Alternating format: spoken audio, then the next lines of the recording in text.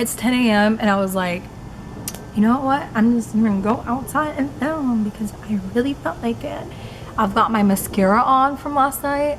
I slept in it. I know that's awful. I didn't mean to. And I was like, I'm here. Hello everyone. I am back.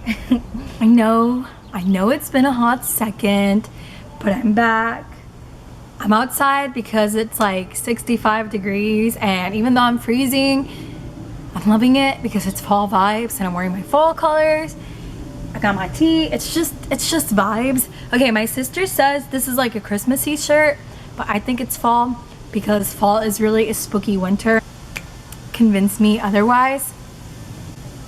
Video is gonna be a chatty one because quite frankly, I didn't read a whole lot in September. I actually ended up going to my college town for about 3 weeks, and 2 out of those 3 weeks we had midterms. I spent my days at the library all day long, every day studying.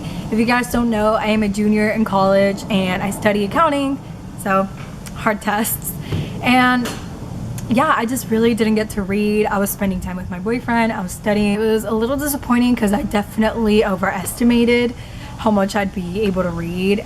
But what I'm gonna try and do is I'm gonna carry my TBR over to October because I really did want to take part of the Latinx-a-thon. And even though I read 2 out of the books, I really want to finish the rest I said I would.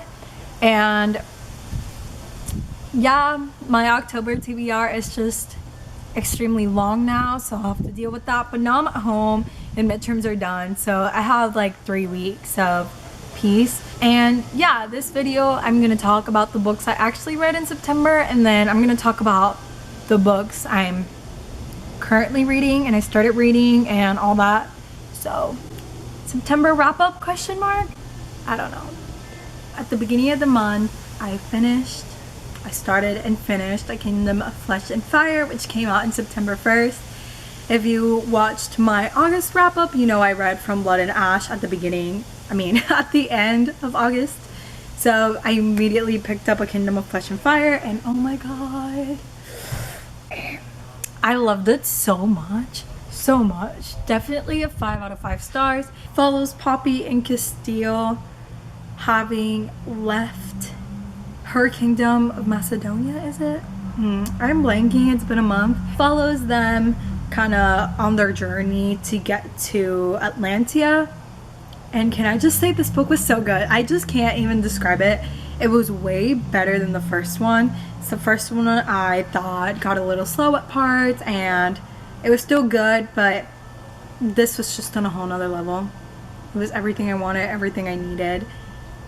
And yeah, you should read it. Then at the end of A Kingdom of Flesh and Fire, there was a link to like an extra chapter. It's called The Red Pearl Scene by Jennifer L. Armentrout, and I loved it. I read it. I counted it as a book, even though I know it's not, but I did. So there's that. And we're following Castile's perspective in the first scene of From Blood and Ash, and kind of his thoughts instead of Poppy's, and it was just really fun. So then I listened to A Torch Against the Night, which is book 2 to An Ember in the Ashes series by Sabah Tahir, and this was really good as well.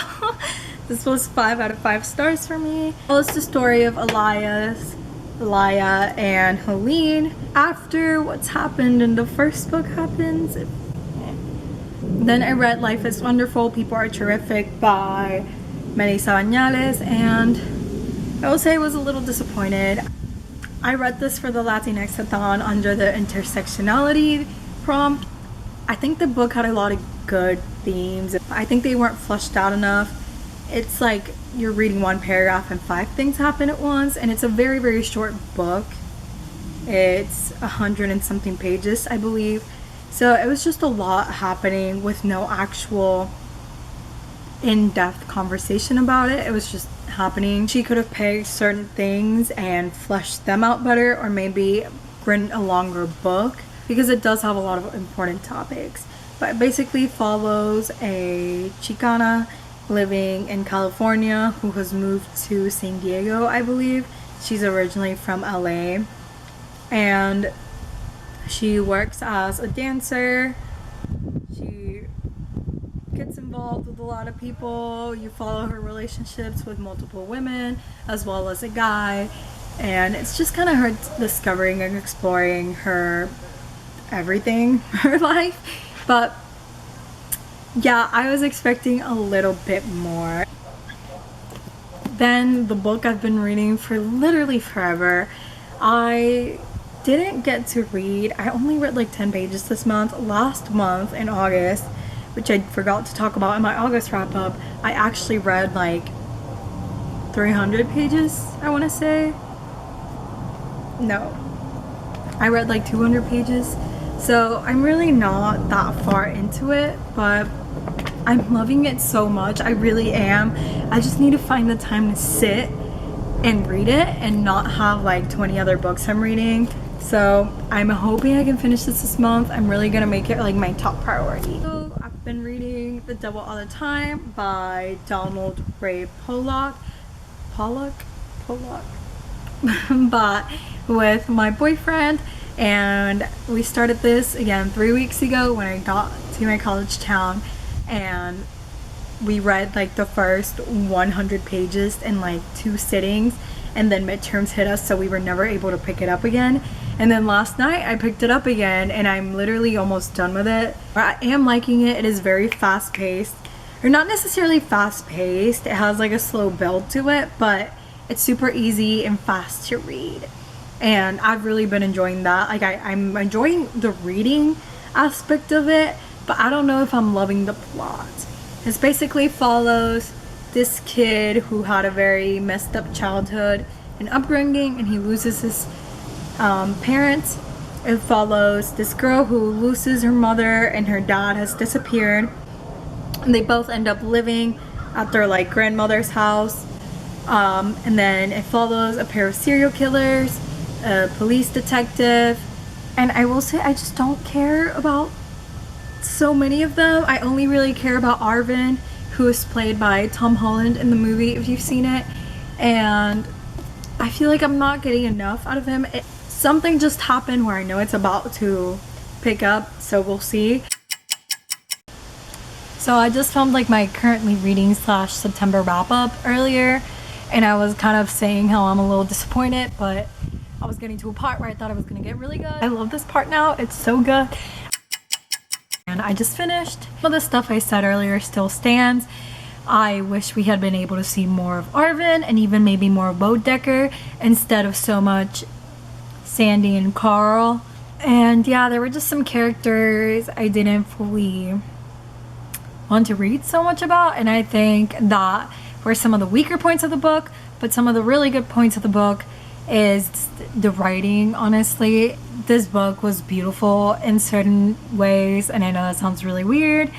It really reads easily, it's pretty fast, it didn't feel scary at all, so if you're a scaredy cat like me, like, it just was not scary at all. I still don't know what I'm gonna rate it. I'm thinking between a 3.75 to a 4.2.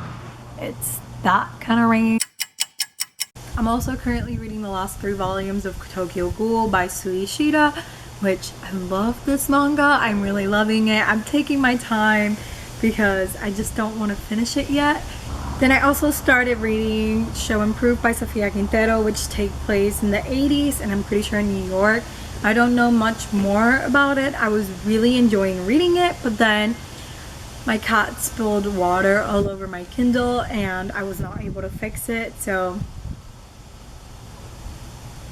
if you guys want to, you can donate to my Ko-Fi, link down below, and I'll be able to get a new Kindle. This is how I read most of my books, so it's been really disheartening, but that's also part of the reason why I wasn't able to read as much in September. I was really enjoying this. I thought it was a cool contrast because Show Improved takes place in the 1980s in New York, and then Life is Wonderful, People Are Terrific takes place in the 1990s, and they're two very unique in themselves but different from one another. I just thought it was cool. I am currently listening to Reaper at the Gates by Sabaa Tahir, and this one I will say has taken me the longest. I'm so disappointed. I am kind of feeling meh because I don't think I would like the turn the storyline's taken. So we'll see. I think I'll be able to finish that this weekend.